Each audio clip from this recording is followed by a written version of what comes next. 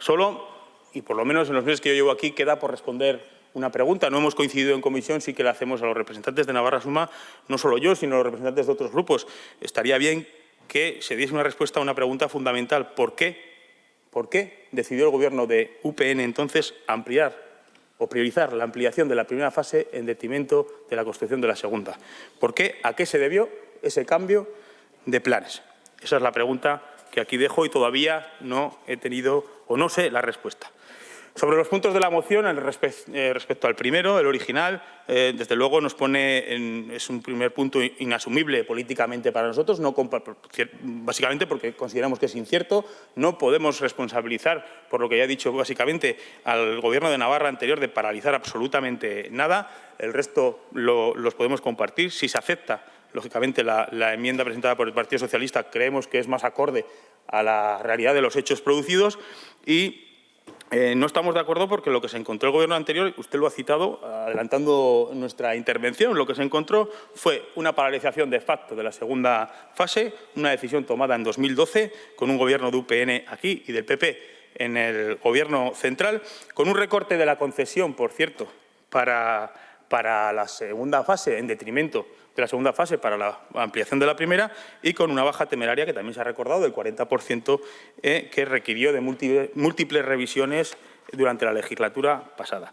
¿Qué hizo el Gobierno? Yo tengo que recordar, hizo un ejercicio de responsabilidad de revisar aquellas concesiones, como he dicho, que rozaban la irresponsabilidad desde el punto de vista económico.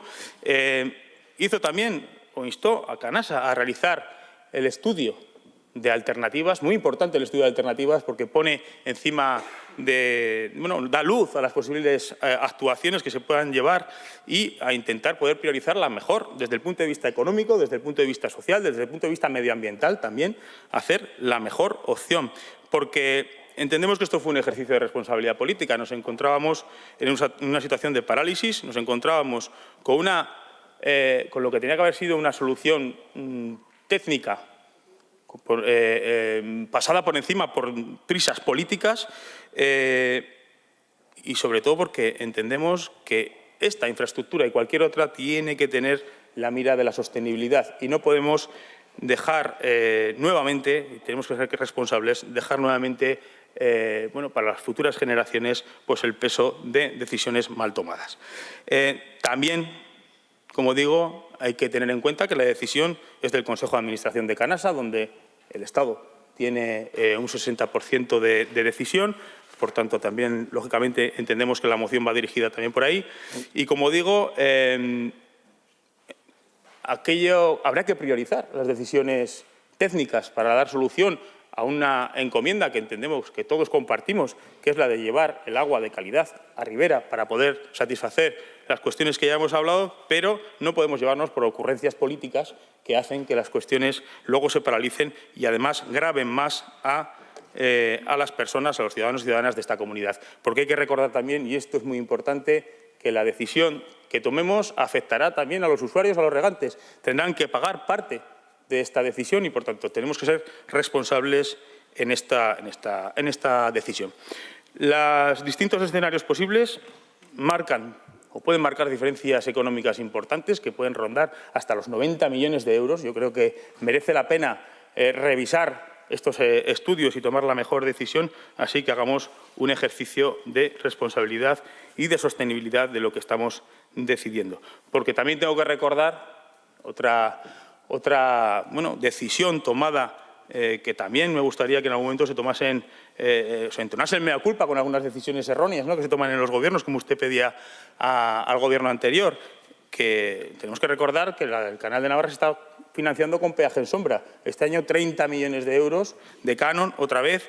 Bueno, me gustaría saber si plantean volver a financiar infraestructuras con este tipo de financiación, si creen que fue un error o creen que es una alternativa más para financiar la segunda fase. También es algo importante. No vamos a hablar de lo sobrecoste que produciría, etcétera, etcétera. Pero bueno, dejo ahí también la pregunta. Tuvieron también falta de previsión. Voy a dar 4 datos. Primero, tenían razón cuando aprobaron una concesión para la Mancomunidad de la Comarca de Pamplona de 30 hectómetros cúbicos. Hemos tenido que traer aquí propuestas para poder paliar la situación que se está produciendo en la mancomunidad, cuando desde entonces el máximo que se ha utilizado ha sido de 3 hectómetros cúbicos. O sea, tenían ustedes razón cuando hacían una previsión 10 veces superior a la que en realidad se ha producido.